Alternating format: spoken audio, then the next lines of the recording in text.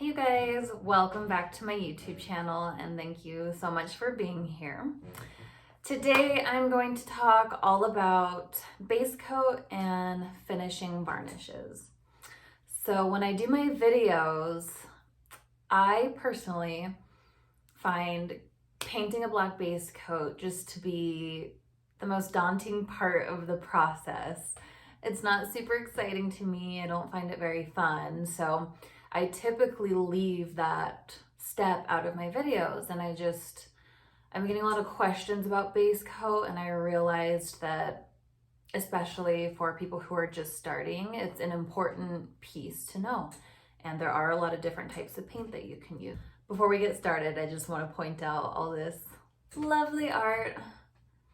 In the past, I've not majority done custom orders. So someone would order from me, I would make the piece and then mail it to them or drop it off in person, whatever. So I never really had inventory. So now that I'm temporarily not taking custom orders and painting throughout the month and then going to release everything for sale on my Etsy shop, I have all this inventory now and it's just so fun having it around. Anyways, let's get into base coats. Let's start with what I typically use. Okay, so when I first started painting, I was majority doing rocks that I would find in the canyons here in Utah. Most of them were flat, but they definitely had texture and were rough around the edges, but I just loved painting on natural rocks. I thought it was so fun. And when I first started painting on them, I was using a more matte paint. I would just kind of use whatever black paint I had, and most of them were matte. I didn't even realize, honestly, the big difference between like a matte and a satin and a glossy finish. So I was just using whatever I had, and I was using a matte. And it worked fine, but I didn't realize how much better it would be if I used a more shiny or satin finish paint.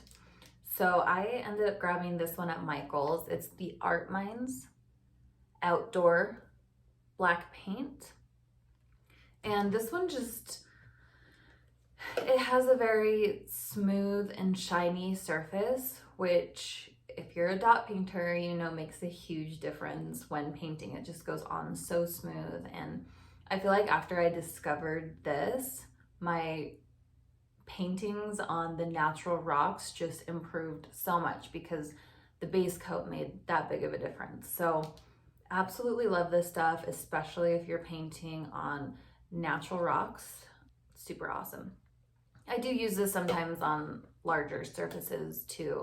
If I remember correctly, don't quote me on this, on my larger surfaces, I use a chalk pencil to draw out my guidelines. I don't really do that on small rocks. And if I remember correctly, I think that I had a hard time getting the chalk pencil off of this paint, and that's one of the main reasons I don't use it for a large surface anymore, but great for small rocks. Okay, next. So these two are both great folk art multi-surface satin in pure black and Deco Art Americana multi-surface satin in black tie.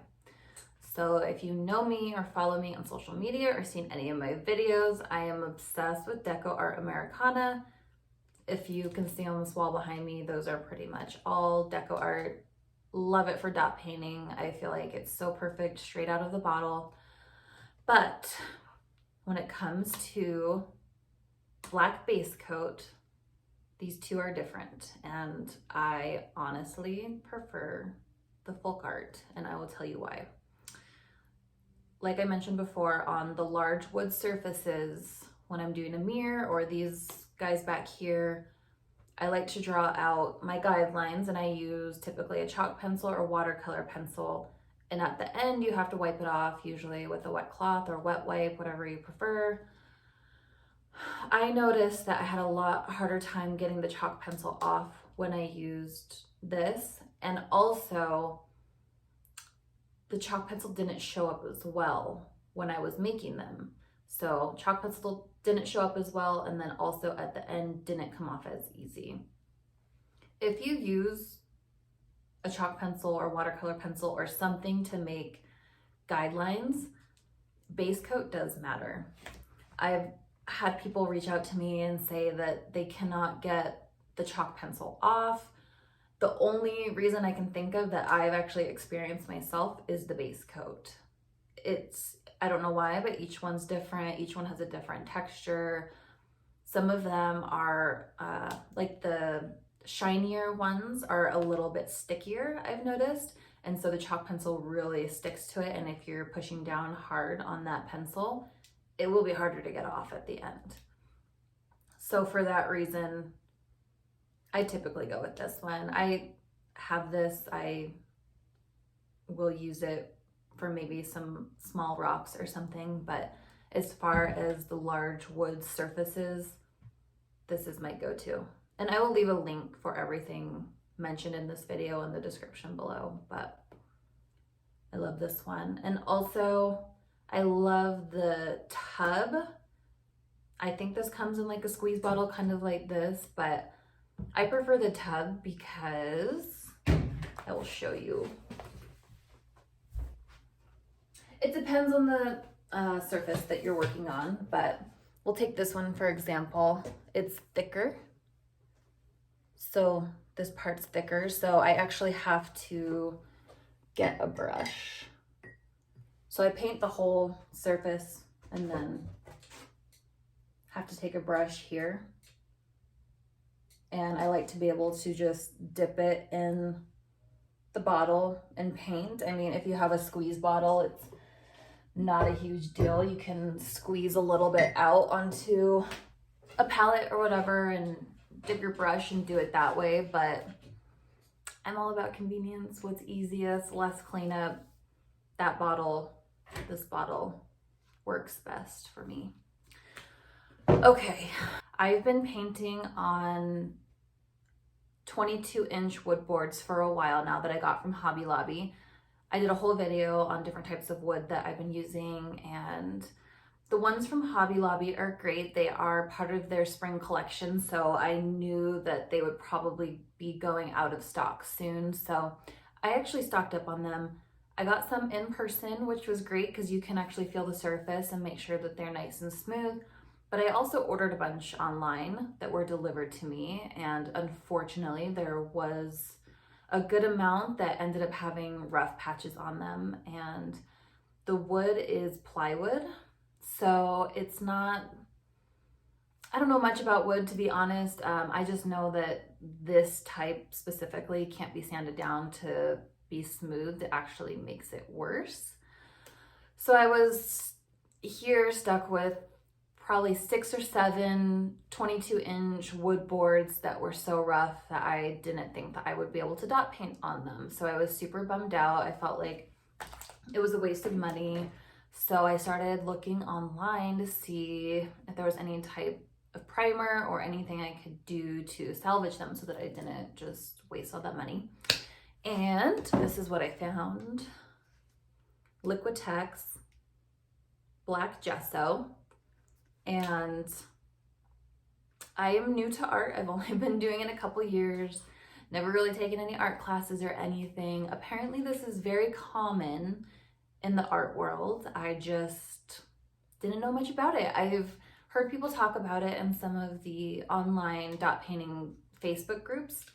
So I have heard the name. I just never really knew what it was for, but apparently it is wonderful for any type of rough surface. It acts as a primer and also a base paint. That's why I grabbed the black. It does come in other colors, but I usually paint on a black surface, so I got the black one just to make it that much easier. It's 2-in-1, only needs 1 coat, goes on super opaque, covers really well with just 1 coat, and it really does smooth out the surface. This has saved those pieces of wood for me and allowed me to be able to still paint on them, which is amazing. So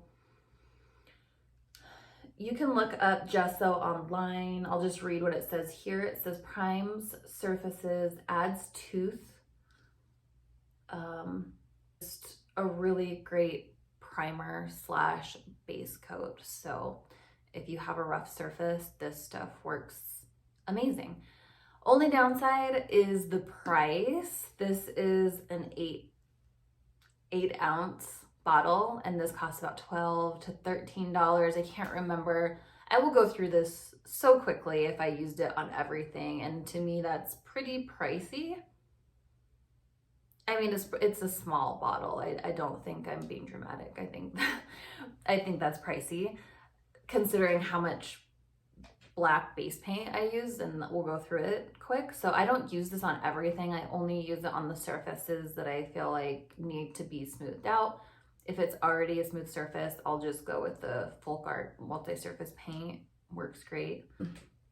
Oh, one thing I forgot to mention is that I always try to choose a multi-surface, or these are both multi-surface, or an outdoor paint. I just feel like the makeup of the actual multi-surface or outdoor paint is a lot more durable than just a regular acrylic. So if you can get multi-surface or outdoor paint for your base, I think that's best. Okay, so that's all I have for base paints, and then we'll just quickly go through glazes. So I don't do a ton of rocks right now, but as you can see, I have some cement rocks made up back there. I did paint a bunch of them before. So for those, I do prefer a high gloss finish. It's just personal preference. Some people prefer matte. I prefer high gloss on rocks specifically. So when I do rocks and I want a high gloss, Deco Art Triple Thick is my fave. I use this on most small items that I want high gloss. It is super glossy. Love it. I've never used resin, mainly because I'm intimidated and I don't have a lot of space. I don't feel like I could do it on my larger items because they're just so big. I feel like it would be messy. Smaller items might not be as hard. I'm just intimidated, and this has worked super well, so I don't really see a reason for it yet. Maybe in the future I'll try. But if you're looking for, I guess, a resin alternative, check this out. For this, I prefer this bottle, the squeeze bottle, over this, because typically I just have a rock and I just drizzle this on and then take a brush and smooth it out.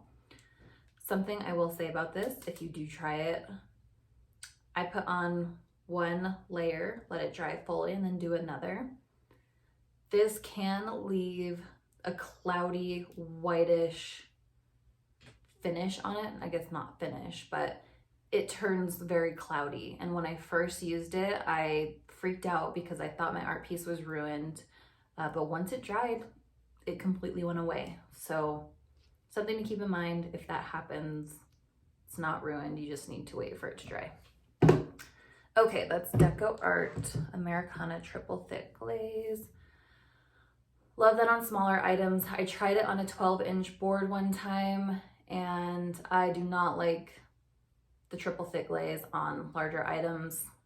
Personal preference. I felt like it was so thick trying to spread it over a large surface. I feel like it was really streaky, and it felt like it was drying fast. It just kind of ended up being a mess, and once it dried, I could still see the streaks, so I no longer use that on larger surfaces. For larger surface, if you want a high gloss, this works great. This is Krylon Triple Thick Crystal Clear Glaze. And I would say it's pretty comparable to Deco Art Triple Thick Brush On Glaze, except this is just spray on, which to me, so much easier, especially on a large surface. If you're doing a large surface, spray I feel like is the best. So on most of my large pieces, like this for example, I prefer a matte finish. Personal preference. Some people like high gloss. I do on some things. On my large boards, I just prefer matte. I feel like it makes the colors pop more.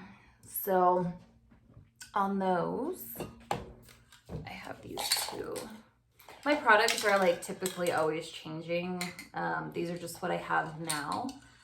Deco Art Americana Sealer in Matte. And this one is Liquitex Matte Varnish. Very similar. I don't really have a preference. If I had to guess, I would say this one's probably a little cheaper, but I don't remember. And I have a patio, so I'll typically just take my larger pieces out. You can have a tarp underneath. I just use this like plastic lid that I have and just spray this across. Super easy. You can do 1 to 2 coats. Protects your art. Again, I always leave that part out of my videos for some reason, but helpful to know. Okay, that is all I have for you guys today. Hopefully you got some good info out of that. This video ended up being a lot longer than I thought. So let me know if you still have any questions. Feel free to leave it in the comments below, and we will see you next time.